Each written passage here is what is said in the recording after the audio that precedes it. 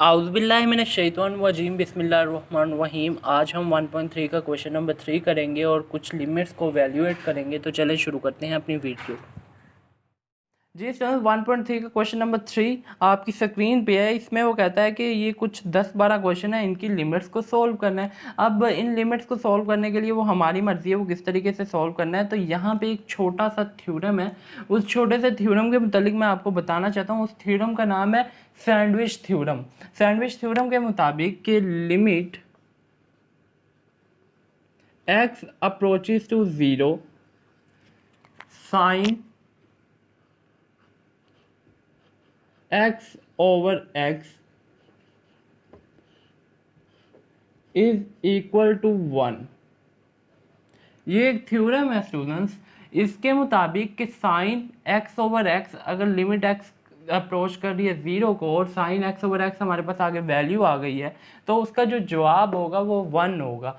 अब ये थ्योरम के मुतालिक मैं इंशाल्लाह वीडियो भी बनाऊंगा, क्योंकि अक्सर लॉन्ग क्वेश्चन में भी आ जाता होता है, तो वो इंशाल्लाह नेक्स्ट वीडियो में ज़रूर बनाऊंगा। मगर अभी के लिए आपको सिंपल ये रट्टा लगाना पड़ेगा, क्योंकि हमारे क्वेश्चंस में ये यूज़ हो रहा है और बहुत आसान सी चीज़ है। इसके मुतालिक एक दो चीज़ें मैंने बतानी है, वो क्या है।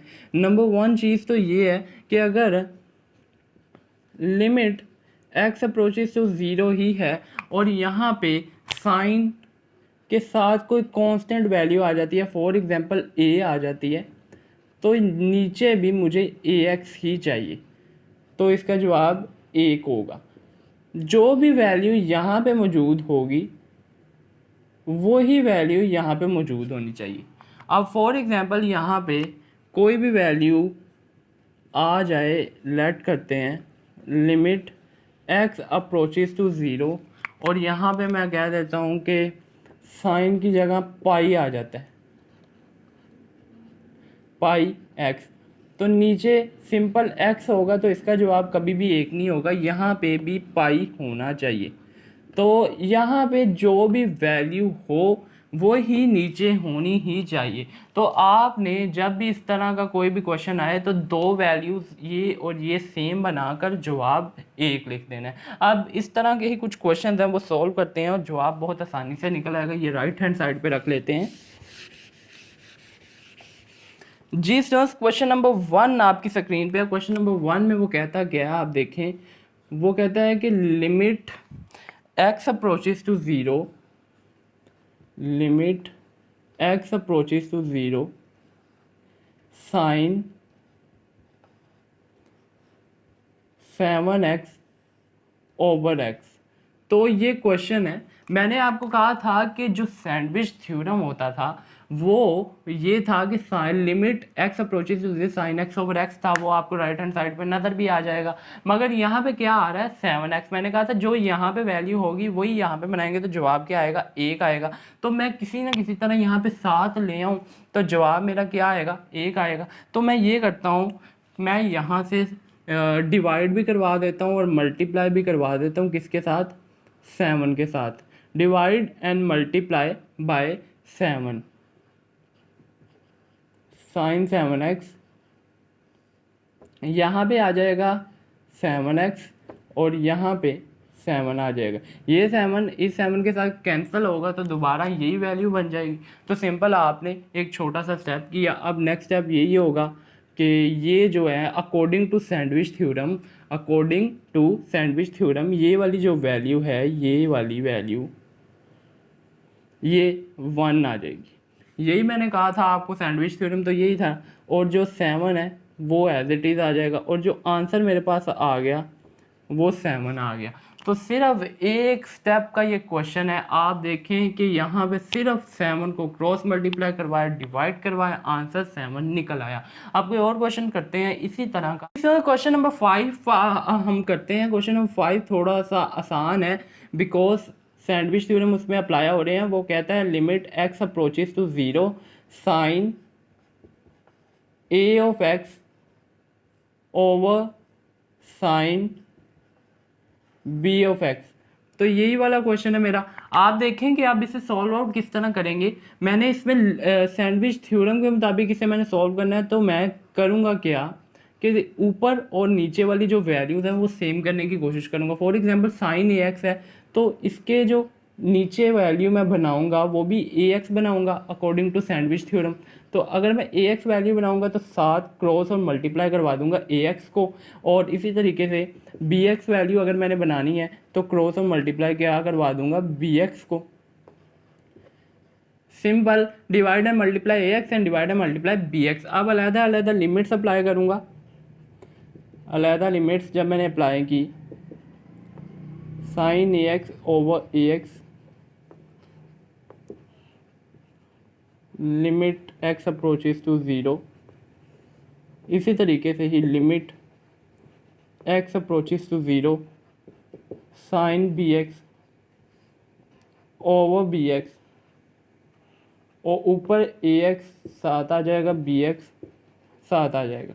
अब लिमिट अप्लाई करने से पहले आप एक चीज़ ज़रूर कर लीजिएगा जो कि बच्चे यहाँ पे बहुत बड़ी मिस्टेक करते हैं। देखें, x की वैल्यू यहाँ पे भी आ रही है और x की वैल्यू यहाँ पे भी आ रही है, तो आपको क्या लगता है कि ये जो लिमिट है, मैंने आपको कहा था जब दो वैल्यूज़ क्रॉस मल्टीप्लाई हो रही होंगी तो ये जो x है ये कट जाएगा। तो लिमिट मैं सिंपली इस पर अप्लाई नहीं कर सकता, इस पर भी मुझे अप्लाई करनी पड़ेगी। तो मैं ये करता हूँ कि x को यहाँ पे ही काट देता हूँ कि मुझे आगे लिमिट अप्लाई करनी ही ना पड़े। तो a ओवर b मैं बाहर लिख दूँगा और लिमिट जो सी है वो मैं यहीं पे ही अप्लाई कर दूँगा। a ओवर b ये आ गया, और यहाँ पे अकॉर्डिंग टू सैंडविच थ्योरम ये वाली वैल्यू मेरी बन गई। तो अकॉर्डिंग टू सैंडविच थ्योरम यहाँ पे 1 आ जाएगा और यहाँ पे भी 1 आ जाएगा, ये वाली वैल्यू, और a ओवर b मेरा आंसर आ जाएगा इसका। तो ये देखें कितने आसानी से मैंने ये सॉल्व आउट कर लिया। तो सैंडविच थ्योरम के मुताबिक मैंने यहाँ पे सिंपल क्रॉस और मल्टीप्लाई करवाया, क्रॉस मल्टीप्लाई और डिवीजन करवाई, और आंसर मेरा ए ओवर बी निकल गया। आप कोई और क्वेश्चन नंबर 2 थोड़ा सा कॉम्प्लिकेटेड मुझे नज़र आ रहा है। यहाँ पे क्वेश्चन नंबर 2 देखें। क्वेश्चन नंबर 2 में वो कहता है कि limit x approaches to zero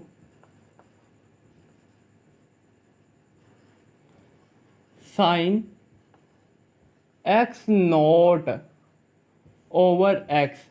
ये एक्स नोट क्या है, इसको मुझे थोड़ा सा समझना पड़ेगा। वैल्यूएट करता हूँ इसको। आपको पता है कि 1 डिग्री ये डिग्री होता है, नोट जो नोट जैसे मैं कह रहा हूँ वो डिग्री होता है। तो 1 डिग्री आपको पता है वो किसके इक्वल होता है, पाई ओवर 180 रेडियन के, ये इसी के इक्वल होता था। तो अगर आपको ये चीज़ तो पता होगी, आपने 11वीं में भी पढ़ी होगी या 10वीं में इंशाल्लाह आपने पढ़ी ज़रूर होगी। तो यहाँ पे 1 नोट है तो इसकी वैल्यू तो ये आ गई। इसी तरीके से अगर x नोट है तो उसकी वैल्यू क्या आएगी, तो उसकी वैल्यू स्टूडेंट्स सिंपल यही आएगी, पाई 180 और साथ x आ जाएगा, क्योंकि यहाँ पे x है तो यहाँ पे x आ जाएगा। तो ये x नोट की वैल्यू, x नोट और x डिग्री जिसे भी आप जो भी कह लें, उसकी जो वैल्यू है पाई x ओवर 180 रेडियन होती है। तो आपने x नोट की जगह सिंपल ये वाली वैल्यू पुट करनी है। तो चलें ये पुट कर देते हैं।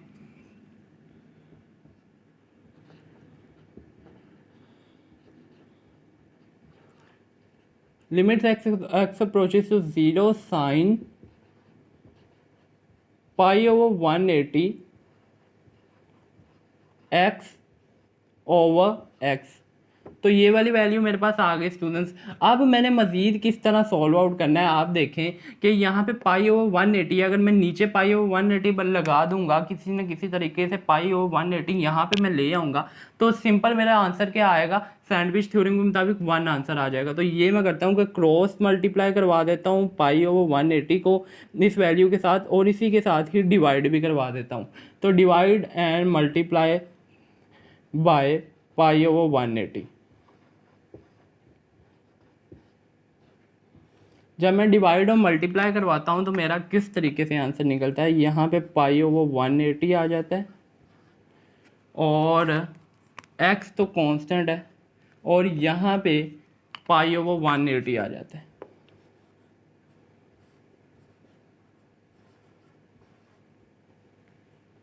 सॉरी। तो अब आप देखें कि ये वाली वैल्यू इस वैल्यू के साथ कैंसिल होती है, दोबारा यही वैल्यू नहीं बन जाती। तो सिंपल आपने ये कर लेना है। उसके बाद ये वाली वैल्यू के साथ आपने लिमिट अप्लाई कर देनी है। ये तो कांस्टेंट है। जब मैंने यहाँ पे लिमिट अप्लाई की सिंपल यहाँ पे, तो इसका आंसर क्या आएगा 1, और पाई ओवर 180 तो कांस्टेंट एज इट इज़, क्योंकि इसके साथ एक्स की वैल्यू ही नहीं है।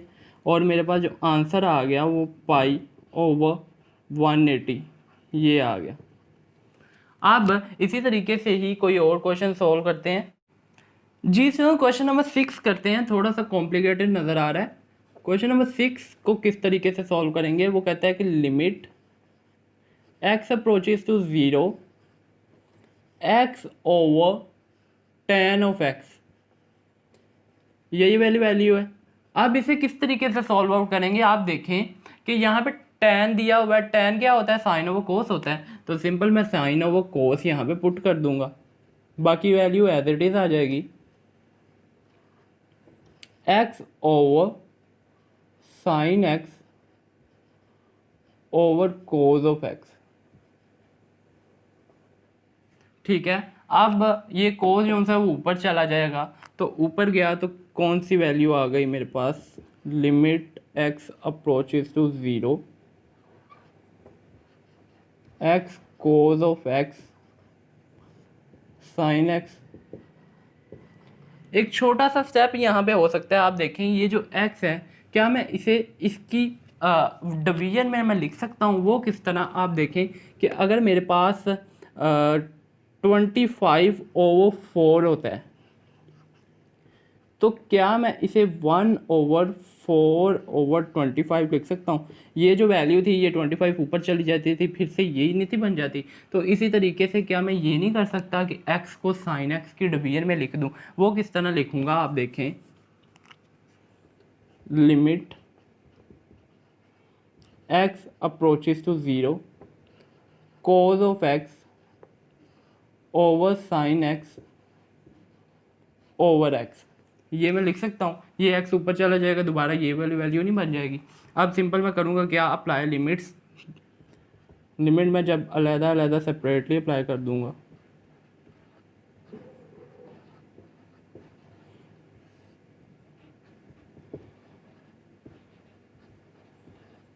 यहाँ पे साइन x ओवर x आ गया। अब लिमिट को अप्लाई करूँगा, अप्लाई लिमिट, यही तरीका मैंने बताया था। आप ये देखें, ये तो सैंडविच थ्योरम है सिंपल। जब ये सैंडविच थ्योरम है और यहाँ पे x की जगह 0 आ जाएगा, कोस यहाँ पे 0 आ गया, और यहाँ पे ये तो 1 आ गया।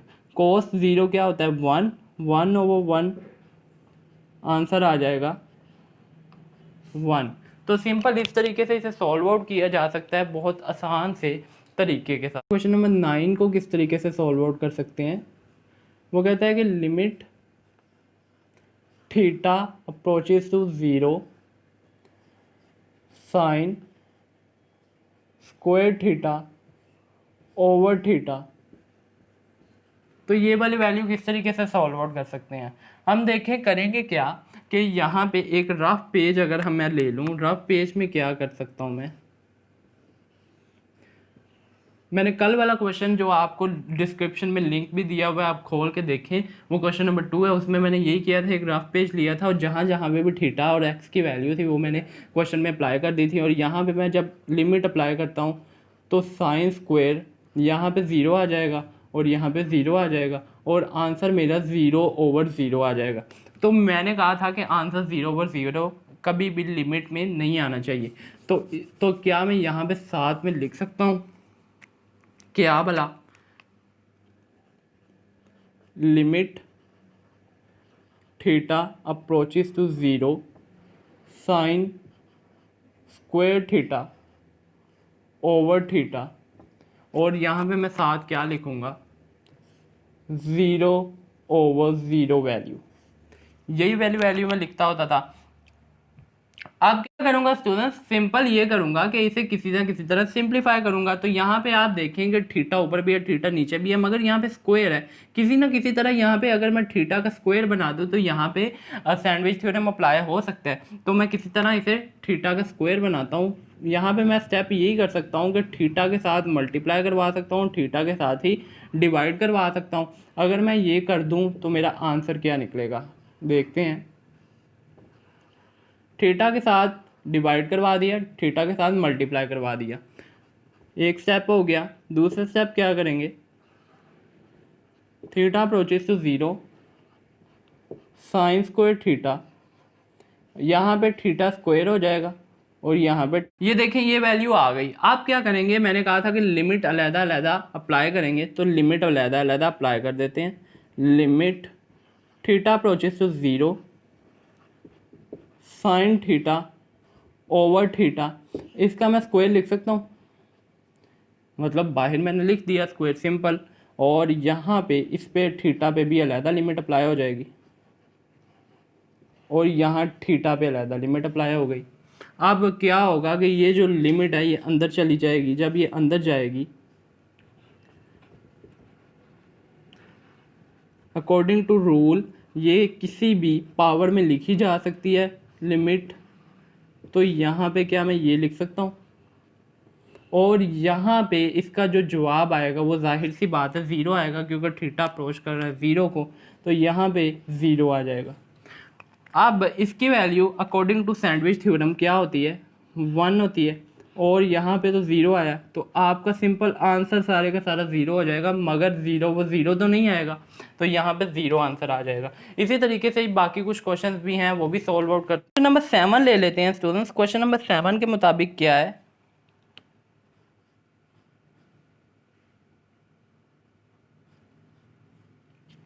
क्वेश्चन नंबर 7 में है कि limit x approaches to 0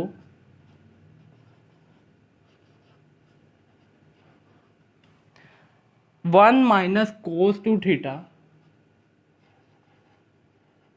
cos two x over x square. तो ये वाली वैल्यू मेरे पास आ गई। यहाँ पे भी आप देखें तो जो आंसर आता है वो 0 आता है।